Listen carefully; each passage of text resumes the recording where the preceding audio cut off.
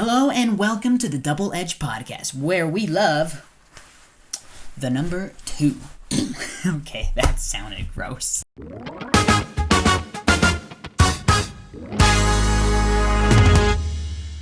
We recognize in this channel that everything has two sides.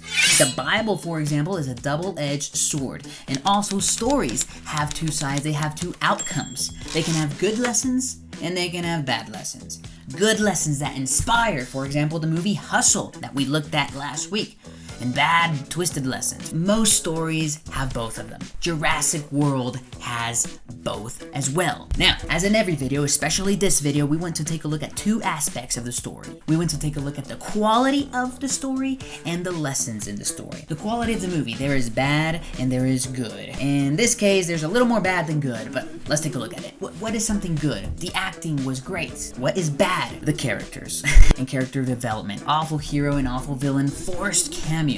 Now, I don't just like dogging something without providing an actual solution. Truthfully, I think the solution in this case, less characters and more character development. When some characters are doing the same things, that's a good sign. You probably have too many characters. Now, something good, visual creation. But something bad, story creation. There's a lot of nonsensical decision making in this movie. Solution for this, pour more money into storytelling than visuals. You can get away with poor visuals if you have an outstanding story, but you cannot get away with outstanding visuals if you have a poor story. Something good, wanting to add suspense. That's something that the first movies got right, the suspense, and that's a good intention. They failed miserably at it. There is no real danger, it's just a lot of convenience, and by real danger, I don't mean that there isn't danger in the movie. There is a lot of danger. However, the danger loses credibility. And honestly, I don't feel like my protagonists are in danger at the end of the movie, no matter what they faced. What is the solution? Make the danger real, and your characters, make them be more creative. Most reactions to the danger in this movie is just run and put your hands up. Not very creative. Owen barely surviving a motorbike race versus raptors, while Claire outruns one with her bare feet, makes the danger of the dinosaurs lose credibility. So here I am at the end of the movie knowing nobody is going to die because the credibility of the movie's danger is 99% gone. Even when my protagonists are in trouble, I feel no fear. Good is wanting to add a ticking time bomb. Okay, the locusts do that. The locusts are destroying human civilization. It provides urgency. What's the bad side in Jurassic World? They forget about it entirely. Go back to it repeatedly and see actual consequences. I actually forgot about them, and they were supposed to be the main danger behind everything. Good. You begin the movie with a question. You're asking the question, how can dinosaurs coexist with humans today? Here's the bad part. You ignored the question entirely during the entire movie. What is the solution? Answer the questions that got people to watch the movie in the first place. The beginning was, how can we coexist? Yet the entire movie was, dinosaurs, run, bad corporation, stop them. Original actors, well, let's cast them unnecessarily and force them nonsensically into an already stuffed plot. And the end? How can we coexist? Well, we just do.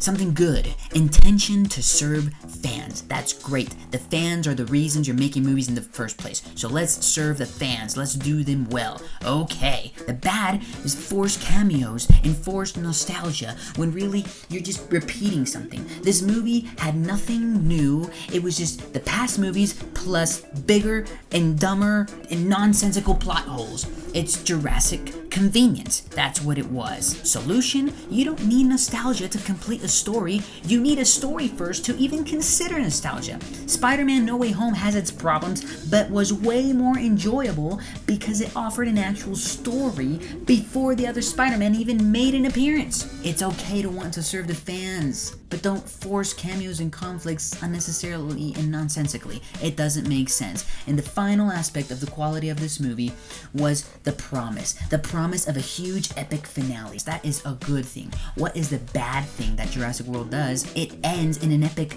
mess of biting off more than it can chew. I was forced to watch things I didn't care about, and I didn't have enough time to care more about what I thought I was going to care about. So I cared for nothing.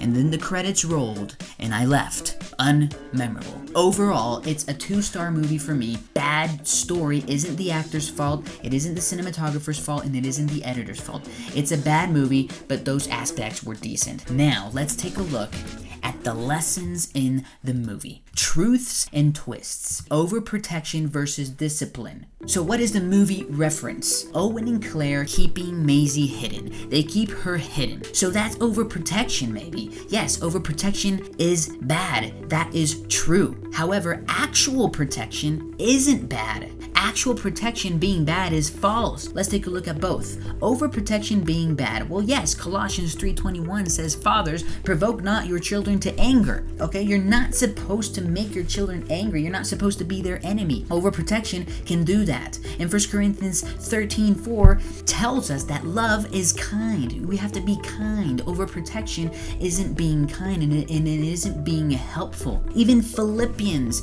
4:6 and 1 Peter 5:7 says to be anxious for nothing.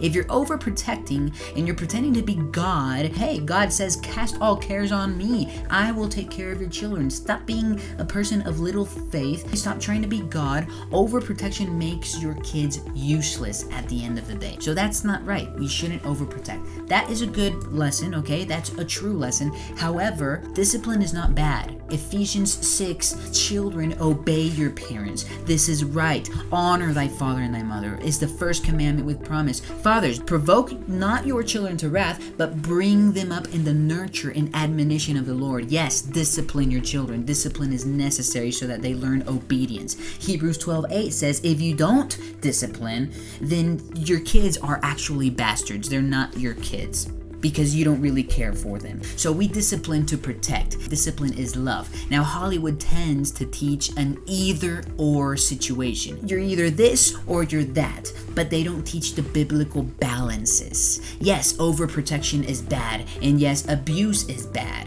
This isn't an either-or. Overprotection equals you don't care for their long-term well-being. And abuse means you don't care for their short-term well-being.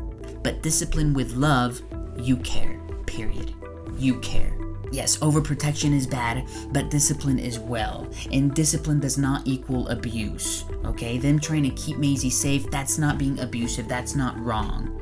However, yes, we can also learn from this that being overprotective isn't well at all, and ultimately ends up in your kids resenting you. So there is a balance that we should learn. That's the first lesson, overprotection versus discipline. The second lesson is reality versus goodness. Yes, different creatures are real, like dinosaurs. However, different creatures aren't always good, and that's the twist that we see in this movie. There's a difference between reality and goodness. What's the movie reference? Saving the poor dinosaurs. The poor dinosaurs. They're innocent dinosaurs. They're good. Well, the reality of the creatures is a true thing biblically, but the goodness of the different creatures, that isn't entirely true. Satan has many names from Genesis to Revelation. Some of those names are serpent, dragon. Demons are also compared to different beasts and winged animals. So yes, the creatures are real. However, the goodness, that's a twist. Hollywood movies tend to make dragons good. Oh, poor beasts, we say. Harry Potter, poor dragon. Look at that poor dragon. It needs our help. Poor beasts. That's a twist, because first of all, if Jurassic World actually happened in the real world, dinosaurs would kill us. They don't care. Number 2, Satan and his demons are not good at all. Don't let a romantic dinosaur movie fool you into thinking that the reality of creatures equals the goodness of creatures. That's lesson number 2. Lesson number 3 in this movie, love versus combination. We are to love all creatures. Okay, that's great. Yes, Jesus preaches love, but there's a twist. We are to combine. If you don't combine, then you hate. That's what Hollywood wants to teach you. You are to mix and mingle and combine. Hold on a second. There's love versus combination lesson here. What's the movie reference? The quote, "We've yet to find a way for dinosaurs to live safely among us." There is a huge lesson here. Love is a commandment, yes, but combination is sin. Anyone that knows Jesus knows he preaches love. He was even criticized for his fellowship with sinners. He literally, lovingly died for us. What about James 4:4? "Whosoever therefore will be a friend of the world is the enemy of God." If you are a friend, if you combine with the world, you are my enemy, says God. Once again, Hollywood loves the extremes, and we fight over which extreme is true and which extreme is better when both are diabolical. We shouldn't be on either extreme, okay? Because loving to the point of combining is wrong, but avoiding combination to the point of hating is also wrong. Just like you don't stupidly love and rescue dinosaurs until one eats you. Dinosaurs are bad for you. But you also don't go on a rampage killing every animal around you, because hate is bad for you too. So what's the balance? Luke 5:31 and 32. And Jesus, when they criticized him for having fellowship with sinners, he said, "They that are whole need not a physician, but they that are sick." What he is saying is that he spends time with sinners, but he doesn't refer to them as friends. He refers to them as patients. You should treat the world as you would treat a patient. You love your patient as a doctor. You want what's best for them, but you don't combine with them. You don't spend so much time with them that you get infected into thinking like them. He doesn't marry the sinners. He doesn't act like the sinners. He doesn't start thinking like them. He is the doctor. Hollywood wants to tell you to pick between being like them or hating them.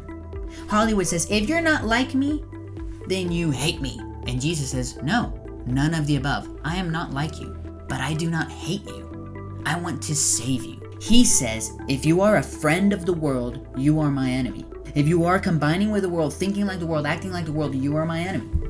However, if you hate the world, you're also my enemy because you don't understand God. God is love. It's neither of the two options. It's be a loving person without combining. It's the lesson of love versus combination. Do you consider yourself a doctor or a friend of the world? That's the difference. You have to seek to heal, but don't spend so much time with the dinosaurs that you get yourself eaten. Love the world doesn't mean marry them. Relationship between a vegan and a carnivore is bound to have problems.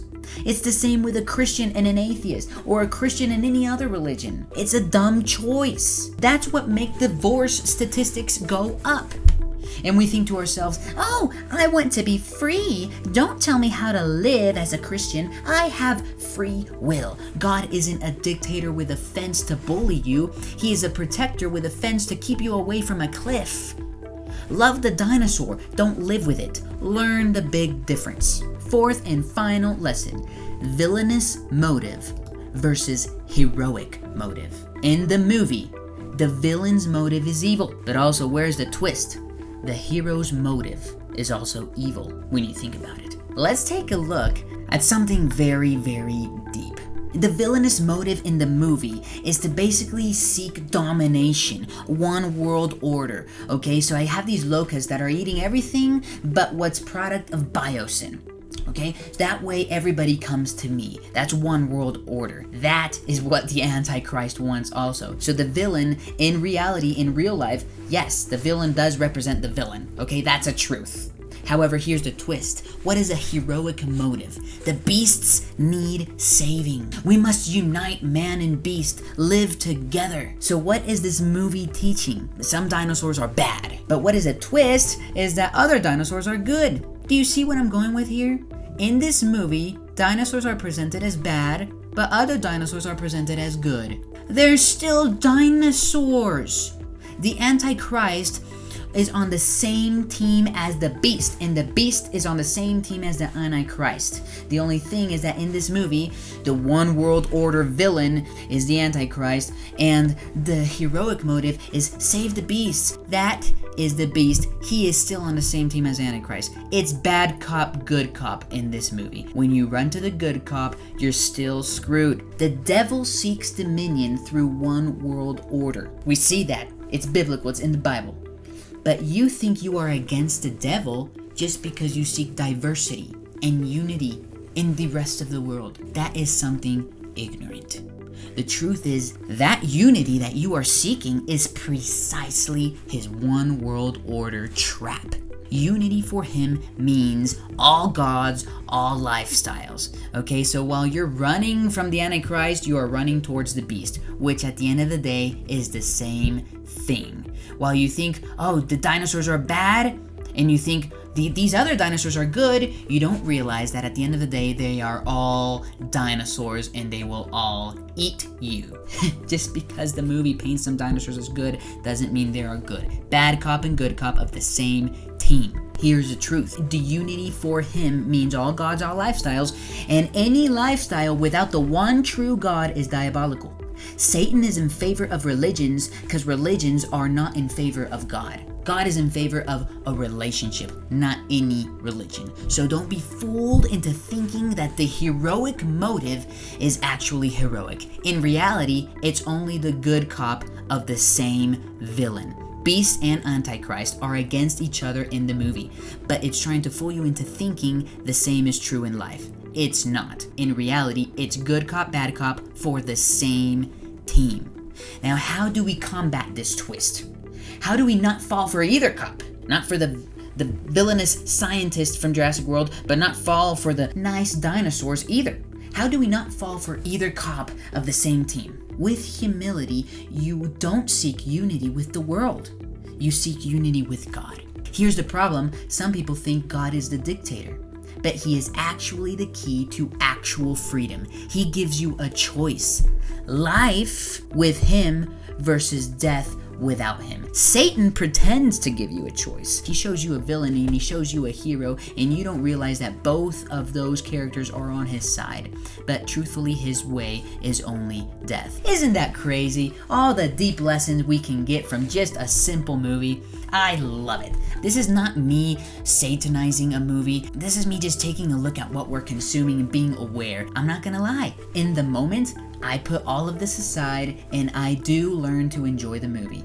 I enjoyed it. Of course, when you think about it too much, the quality of the movie isn't that great, to be honest. But then when you really think about it, you can get some great lessons in the movie. So if you enjoyed this video, first of all, thanks for watching. Second of all, subscribe if you haven't already. Give it a like. Leave a comment down below. And last but not least, please share this video with somebody else that you think will also enjoy it. Thank you for watching. See you next week.